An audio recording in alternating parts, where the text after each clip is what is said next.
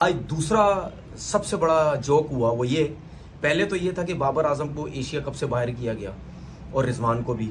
दूसरा ये पाकिस्तान का अनाउंस हुआ है और उसमें ए कैटेगरी नहीं है, मतलब ए कैटेगरी वालों को तकरीबन कि पाकिस्तान के जो सिलेक्टर्स हैं उन्होंने जो सेंट्रल कॉन्ट्रैक्ट अनाउंस किया उसमें 45 लाख रुपया मिलता था और बी कैटेगरी वालों को तकरीबन 30 लाख रुपया मिलता था। तो ए कैटेगरी ही खत्म। ओए यार, तनख्वाहें काट दी मेरे दोस्तों की, पहले जॉब से निकाला। अब तो यकीन करें कि वजह समझ लग गई है कि आखिर क्यों बाबर उसके बाद तनख्वाह भी काट दी, निकाल देते, कॉन्ट्रैक्ट ही ना देते। किसी सीनियर एक्सपर्ट क्रिकेटर ने शायद ये भी कह दिया कि बाबर आजम रिजवान को पीसीबी टी20 से फारिग कर रहा था। पीसीबी का मेंस का सेंट्रल कॉन्ट्रैक्ट आ चुका हुआ खत्म कर दी गई, जिसमें बाबर आजम और रिजवान थे। मतलब सीधा सीधा मैसेज पाकिस्तान क्रिकेट बोर्ड की तरफ से यह दिया गया है कि इस टाइम पाकिस्तान टीम में एक भी ऐसा प्लेयर नहीं है जो ये डिजर्व करता है कि वो ए कैटेगरी का बंदा है। बिल्कुल ठीक बात है।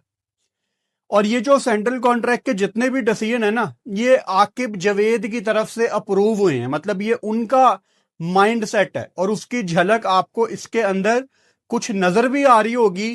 कुछ चीजें आपको मैं बताऊंगा कि इसमें आकिब जवेद ने क्या क्या चीजें स्पेशली इंक्लूड करवाई हैं। सो ए कैटेगरी का खत्म होना इस टाइम जो पाकिस्तान क्रिकेट का हाल है, शायद एक ठीक कदम है, क्योंकि आपने एक मैसेज दिया है तमाम प्लेयर्स को कि no one is bigger than the game. Game से बड़ा कोई नहीं है। अब बड़े नामों के ऊपर आपको ज्यादा पैसे नहीं मिलेंगे। कोई ऑटोमेटिक चॉइस नहीं है पाकिस्तान टीम के लिए। ये एक अच्छा मैसेज है। अच्छा, इस ग्राफिक में जो ब्लू आपको सर्कल नजर आ रहे हैं वो आपको पहली दफा इस लिस्ट में नजर आ रहे हैं, यानी उनके पास पिछला सेंट्रल कॉन्ट्रैक्ट आपका नहीं था। और जो ग्रीन वाले हैं उनको प्रमोट किया गया है और जो रेड वाले हैं उनको उनकी कैटेगरी नीचे की गई है। मतलब बाबर आजम को कैटेगरी ए से निकाल के बी में डाला गया, उनके पैसे कम कर दिए गए हैं। अच्छा खासा डिफरेंस पड़ता है। रिजवान की भी कैटेगरी नीचे करके उनके पैसे कम किए गए हैं। नसीम शाह को ऑब्वियसली कैटेगरी सी में वो नजर आ रहे हैं, मतलब उनके पैसे कम किए गए हैं। उनकी परफॉर्मेंस सबके सामने है, फिटनेस सबके सामने है। और शान मसूद को भी डी कैटेगरी में डाला गया है। इसका मतलब सिर्फ ये है, इंटरेस्टिंग पॉइंट, पाकिस्तान ने जब भी अपना टेस्ट मैच खेलना है ना, मुझे ऐसा लग रहा है कि जो आपके कैप्टन है टेस्ट मैच में वो अब साउथ शकील हैं, लेकिन अभी इन्होंने अनाउंस नहीं किया। ऐसा मुझे लग रहा है क्योंकि साउथ सी कैटेगरी में है और शान को एक कैटेगरी नीचे करके डी में किया गया है। तो शायद कहीं ना कहीं ये तय पा गया है कि शान मसूद आपके टेस्ट में अब कप्तानी नहीं करेंगे। ऐसा मुझे लग रहा है इनकी कैटेगरी देख के। लेकिन जब पाकिस्तान का टेस्ट मैच आएगा अगेंस्ट साउथ अफ्रीका, तब हम इस पे डिटेल में बात कर सकेंगे। इस लिस्ट में कौन से लड़के सेंट्रल कॉन्ट्रैक्ट ले रहे हैं ये ज्यादा इंटरेस्टिंग नहीं है। किनको सेंट्रल कॉन्ट्रैक्ट नहीं दिया जा रहा वो नीचे आपके सामने लिस्ट मौजूद है। नॉट रिटेन बाबर और वीजी को अब रिटायरमेंट का ऐलान कर देना चाहिए, सिर्फ प्रोटेस्ट में। मेरे ख्याल में ऐसी कोई घटिया छिछोरी हरकत नहीं करनी चाहिए दोनों को, जो कि हमारे पुराने जितने भी लेजेंडरी, ये पूरा चलता रहा है। बच्चे काफ़ी छोटे छोटे थे, उनको तो नहीं पता, 6-6 दफ़ा रिटायरमेंट लेके फिर वापस आते थे, फिर रिटायर, फिर वापस, फिर रिटायर, फिर वापस। ये जोक्स चल रहे होते थे, पूरी दुनिया हंस रही होती थी कि फिर वो अपना थूका हुआ चाटते हुए वापस आते थे। ये पुरानी जाहिलाना रस्में हैं। मेरा ख्याल में इस तरह बिल्कुल भी नहीं होना चाहिए। हाँ, आप किसी और तरह अपना वो कर दें कि अपने आप को पोटापी ना करें किसी भी उसके लिए। मेरे ख्याल में कोई डोमेस्टिक के लिए भी, वो भी मेरे दोस्त रिजी ने जो इनकार कर दिया कि हमने खेलना ही नहीं है, इस किस्म का प्रोटेस्ट, ठीक है। ये रिटायरमेंट करना और फिर ये करना वो करना मेरे ख्याल में छिचोरपन होगा। But I won't be surprised कि ये छिचोरपन हमें देखने को मिले। वीडियो की स्क्रीनशॉट ले लो। खैर, कैटेगरी डाउन कर दी है, कोई भी प्लेयर कैटेगरी ए में है ही नहीं। पीसीबी ने अपनी लिस्ट जो है वो जारी कर दी है। प्लेयर्स को निकालना था कैटेगरी में से, इन्होंने कैटेगरी को ही निकाल दिया प्लेयर्स में से। सो अब मतलब कैटेगरी ए में कोई भी नहीं है। अजीब बात है, किसी एक को तो रख लेते, कप्तान को ही रख लेते यार, वो तो कम से कम कहता कि चलो मैं इनसे थोड़ा बेहतर हूँ। तो पर कुछ समझ नहीं आई मुझे इस चीज़ की, लेकिन चलो फिर भी वो मैसेज देना था, शायद सबको ये मैसेज देना कि कोई भी गेम से बड़ा नहीं है। तो फिर कैटेगरी बी जो है उसी का नाम कैटेगरी ए कर दो और मज़ीद छोटा कर दो, जो छोटे वाले उनको और कम तनख्वाह दे दो। कुछ समझ नहीं आ रही दोस्तों। हाँ, ये करना चाहिए था कि तनख्वाह कम कर देते। अब तकरीबन 65-70 लाख रुपया कमा रहा था कैटेगरी ए वाला। आप कहेंगे कि नहीं 40-45, भाईजान 40-45 तो पीसीबी की तरफ से मिल रहा था। बाद में जो शेयर था ना आईसीसी वाला, उसके अंदर भी इन्होंने करवा दिया था अपना कि ये भी, इसमें भी हमारा शेयर होना चाहिए। और उसके अलावा यूट्यूब पे जो हमारी वीडियोस तुम लोग डालते हो, यूट्यूब की जो मनी आता है डॉलर्स में, वो भी हमें दो, नहीं तो हम अपना यूट्यूब चैनल खोल देंगे। अब वैसे इस सब के बाद आई वोंट बी सरप्राइज्ड कि अपने यूट्यूब चैनल पे भी आ जाएं, क्योंकि सबको लग रहा है यूट्यूब चैनल में करोड़ों अरबों रुपया आ रहा है। तो इनसे वो रह रहे हैं, तड़प रहे हैं इसी चीज़ पे कि हम क्यों रह गए हैं। इसीलिए हर बंदे ने जो है वो यूट्यूब चैनल खोला हुआ है, हर क्रिकेटर ने स्पेशली खोला हुआ। एक बात माननी पड़ेगी भाई, जितने भी मैनेजर्स हैं ना जो इनके हैं क्रिकेटर्स के, उनकी गेम बिल्कुल परफेक्ट है। इसी तरह होना चाहिए। ब्रांड्स को भी चूस लेते हैं हर जगह पे होना। ए कैटेगरी ही खा गए, मतलब इनकी जो एबीसी है वो बी से स्टार्ट हुई, ए खा ही गए। ये पढ़े लिखे समझदार पता नहीं कौन से स्कूलों में पढ़े, ठीक है। मतलब हालत आप चेक करें कि बाबर आजम से इतना घबराए हुए ये कि इन्होंने ए कैटेगरी खत्म कर दी। उसकी रीजन है, उसकी रीजन ये है क्योंकि इससे पहले जो ए कैटेगरी में थे उसमें रिजवान भी था, उसमें बाबर भी था।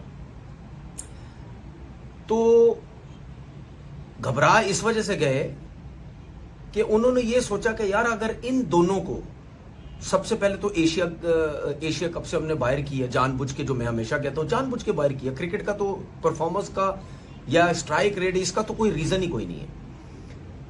उस पे लोगों ने इतना शोर मचाया और बाबर और जो सिलेक्शन कमेटी थी प्लस माइक हैसन जब प्रेस कॉन्फ्रेंस आके बात की, बिल्कुल घबराए हुए थे। नहीं बाबर कैसे बाहर हो गया, 2 टोक बात करो, नहीं खिलाना 2 टोक बात करो, अगर हिम्मत है 2 टोक बात करो। वो नहीं की इन्होंने, वो प्रेशर था इनको टीम से बाहर किया। अब इनके ऊपर प्रेशर ये था कि अगर अब बाबर आजम को ए कैटेगरी से या रिजवान को उठा के अगर हम बी कैटेगरी में ले आते हैं और ए कैटेगरी में अपने पसंद के लोग ले आते हैं, तो ये तो एक और अजाब बन जाएगा, ये तो मुश्किल हो जाएगी। तो मैं तो पाकिस्तान सिस्टम को, पाकिस्तान के लोगों को बहुत अच्छे तरीके से समझता हूँ किस तरह गेम खेलते हैं।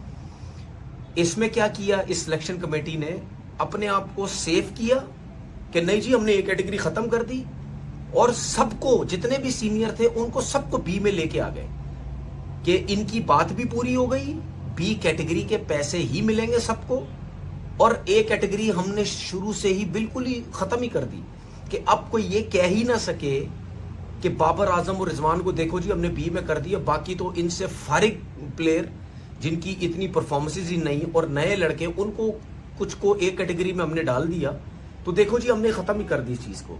ये अपने आप को सेफ भी किया, ठीक है। और बाबर आजम के जो फैन हैं या मैं भी, ठीक है, हम सबका इन्होंने मुंह बंद करने की कोशिश की। देखे जी अब बात ना करें, लेकिन हमारा मुंह कहां से बंद होता, क्योंकि हमें पता आप डरपोक हैं।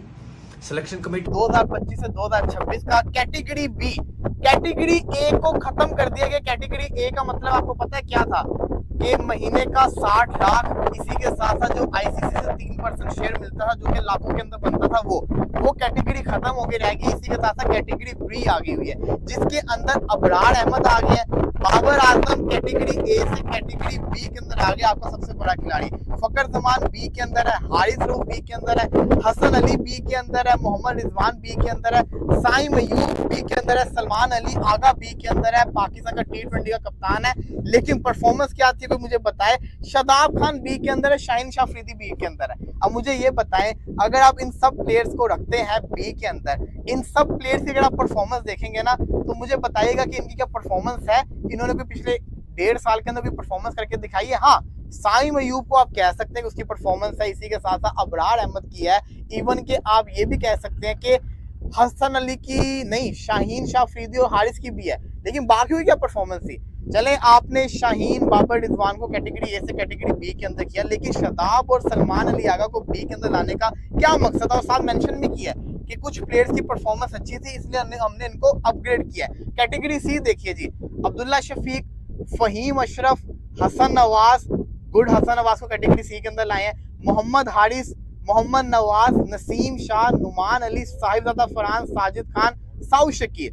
कैटेगरी डी है अहमद दानियाल, हुसैन तलत, खुर्रम शहदाद, खुशदिल शाह, मोहम्मद अब्बास अफरीदी, मोहम्मद वसीम जोरे, सलमान मिर्जा, शान मसूद, सुफियान मुकीम। ये पीसीबी ने सेंट्रल कॉन्ट्रैक्ट अनाउंस किया है। लगता है कि ना जो हमने इसके ऊपर बात की थी ना कि प्लेयर्स के पैसे कम करें, प्लेयर्स का जैसा कहता है ना, ये जितने पैसे कमा रहे हैं परफॉर्मेंस इनकी नहीं आ रही, इनके खर्चे कम करें, तो पीसीबी ने उस बात को सीरियस ले लिया और पीसीबी ने सच्ची में कैटेगरी ए को खत्म करके रख दिया। इसका साथ ही एक बार फिर से स्वागत है आपके अपने चैनल है जय स्पोर्ट पे। साथ ही वीडियो देख लिया है पाकिस्तान मीडिया कैसे बाबर आजम और रिजवान के लिए खुले खेल रही है।